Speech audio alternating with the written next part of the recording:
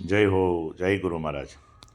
આખી દુનિયા ભજન કરી લે કહે છે, પણ ભજન કરવું કોનું?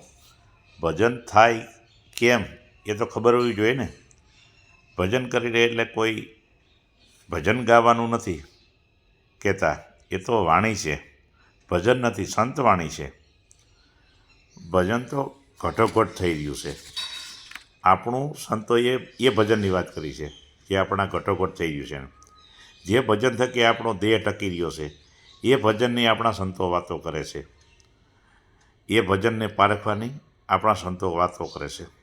ગુરુ ગોરખનાથ, કોઈ રે બતાવો અમને જોગીડો, જોગી મારા તન મનનો આધાર. જોગી એટલે આપણા અને મનનો જે આધાર છે તેના થકી જ આ તન ટકી રહ્યું છે. ગોરખનાથ આ જોગીની વાત કરે છે. આપણા અંતરાત્માને ગોરખનાથ જોગી કહે છે. આ ગાઈએ છીએ ભજન, તો ભજન નહીં પણ વાણી છે. આપણા સંતોની વાણી છે, સંતવાણી છે. ભજન તો અંતરની વાત છે. જ્યારે આપણને કોઈ સદગુરુ મળે છે ત્યારે ભજન એટલે શું એનો આપણને ખ્યાલ આવે છે. જય હો, જય ગુરુ મહારાજ.